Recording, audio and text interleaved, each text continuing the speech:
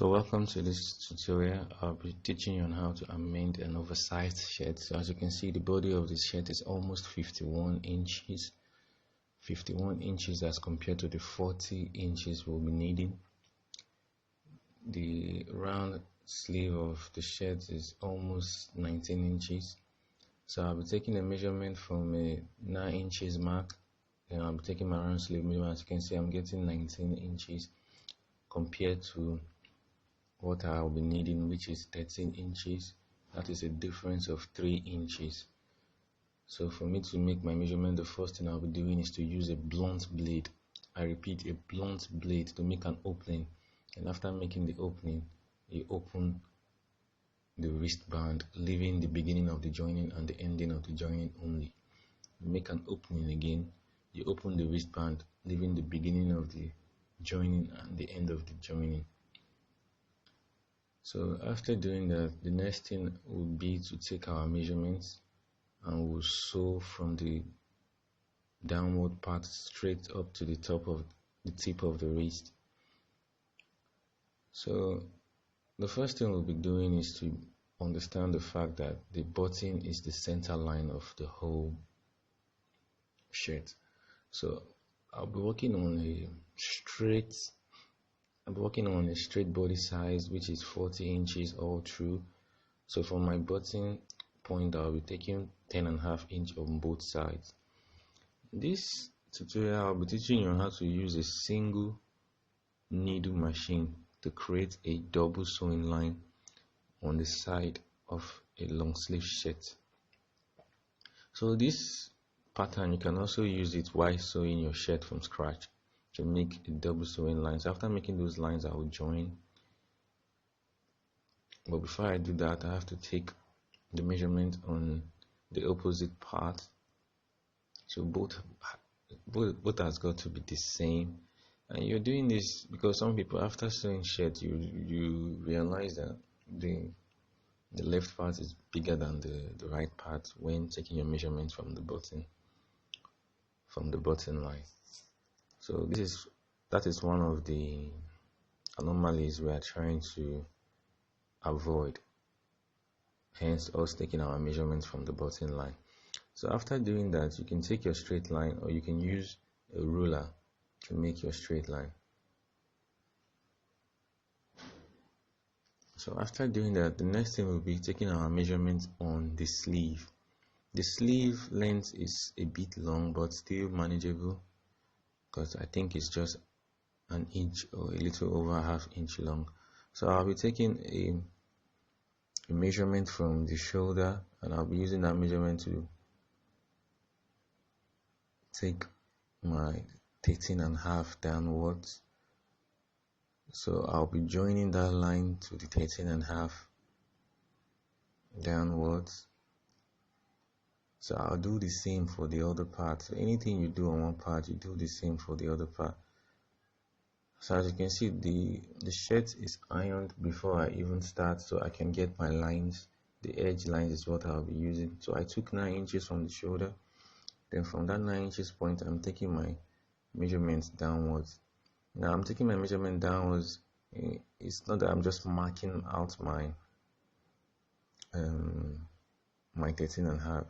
No, I'll be marking it considering my sewing allowance. So if you want a big sewing allowance, it depends on the sewing allowance you want, then you can just use it. But don't use a sewing allowance that is less than ½ inch, because your sewing allowance should even be a little bit above ½ inch, because you will be folding and sewing and top stitching. So after doing that, you prepare your wrist part and you also take your measurement, making sure it is not less than 12 inches. So from your 12 inches mark, or 13, or that's 6.5 inches mark, you make a point and you make a line straight to the point where you took your round arm sleeve, which was your 9 points that you, from the point of 9 that you took your round sleeve, which was 13. So you make a line to join it. So from doing that, you have succeeded in making a line from the wrist to the down part of your sleeve length. So it's a straight line from the wrist to the down part of your shirt length. So as you can see, like what I said, I took 9 inches, went down and did it like that. So I'm taking a measurement too from the shoulder, which I did now. So I'll be taking that measurement back to the other part. So from that measurement, I'll take the horizontal measurement I took, then take the vertical measurement I took on that sleeve, because that other sleeve, the measurement wasn't defined, it was generated, because I just took 6 inches, I think, from the wrist line, then I join it to the round sleeve, that's the elbow line, and the elbow line was 9 inches from my shoulder point. So I just took a random measurement, horizontal and vertical, then I'm transferring it back to the other side. Now the 6 inches I took was exact measurement I'll be cutting off. So that's why, as you can see, I did not take the 6 measurement on the other side, because it was already what I wanted. Now I just hope you can understand everything I'm saying, and if you don't, please ask questions. I'll be really glad to share more light on them. So as you can see, I've made my stitchings on that line. So you actually make your stitches before you cut. So unlike the normal amendment you do that you sew inwards, this you'll be sewing outwards. So I sew everything outwards before I will start cutting off. So now for the top part of the material, I'll be cutting exactly ½ inch. So I'll cut ½ inch all through. Now mind you, I always say this when I'm working, that I don't really use very sharp scissors. So you should be careful if you're working with things like this, because you don't want a situation where you are cutting a top material and it is catching the down material too. So when you put 2 materials on top of each other, and you don't want a situation when you're cutting one, it is affecting the other. So as you can see, I cut out ½ inch from the sewing line all through for only the top material. Now I'll be cutting a little bit, I didn't specify, maybe ¼ inch or even a little bit more than ¼ inch more than the top, which was ½ inch. So I cut exactly ½ inch before the stitching line. Now I'll be cutting a little bit above. If you like, you can make it ½ inch if you want to be comfortable when you are bending. I'll even suggest to make it ½ inch so you're comfortable.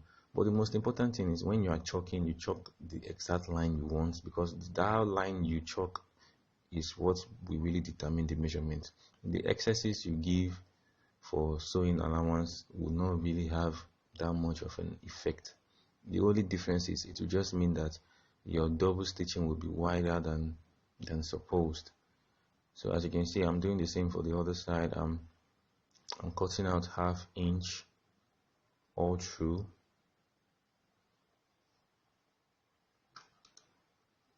So after cutting out my ½ inch, I'll be cutting a little bit above the ½ inch for the material below. Now, like I said earlier, if you are sewing from scratch, you can also use this hack in making your shirt from scratch. So people will be surprised you are using a single needle and you are getting a double stitch shirt. And one thing this type of stitching gives in terms of advantage is the fact that when you do this top stitching for the double stitching, it makes your shoulder to body joining, that's underneath your armhole, it makes it rhyme perfectly. So it don't even matter how wrongly you join your sleeve to your bodice. If you are making a double stitch, it presses everything down and makes it smooth.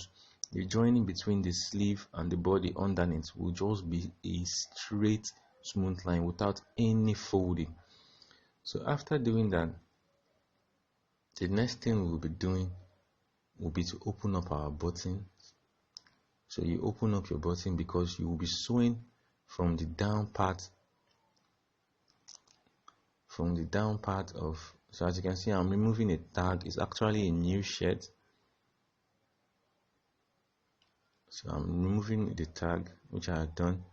So let's go back to the tutorial. So I'll be removing my buttons, then I'll open up like this, and then I'll sew.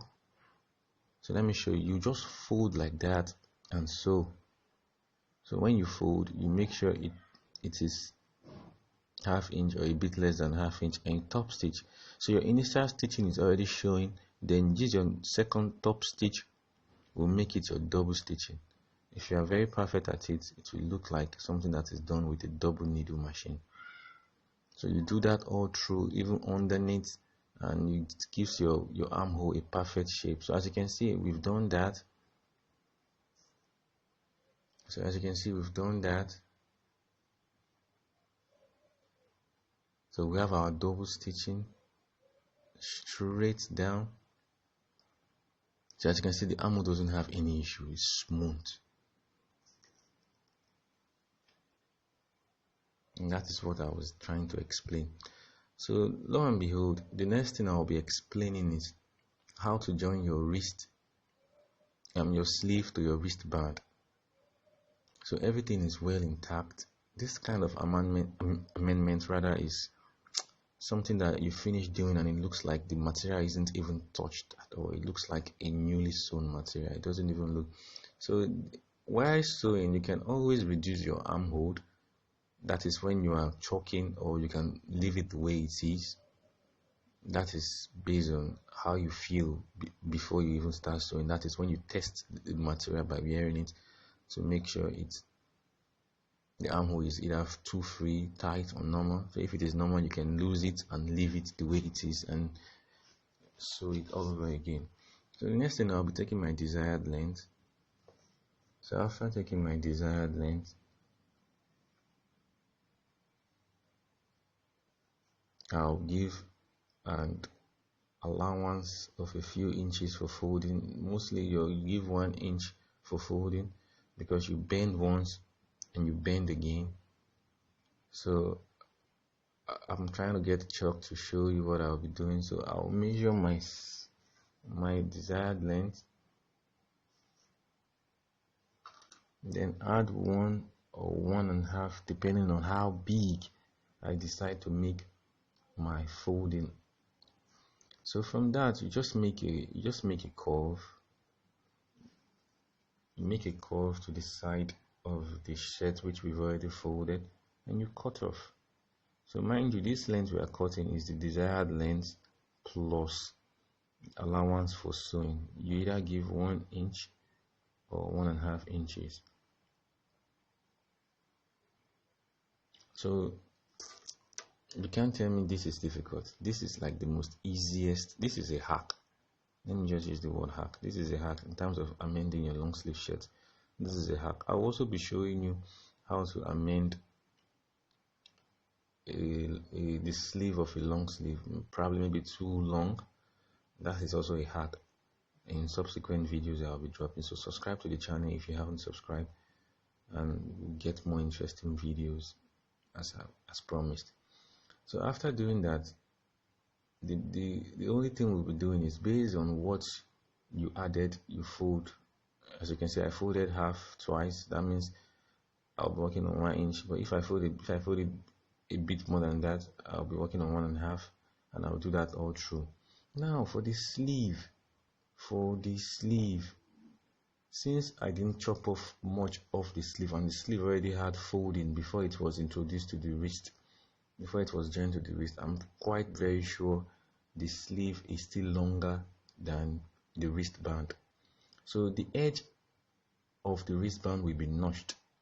So that is where you'll be adding. So that's the edge of the wristband. I'll notch it.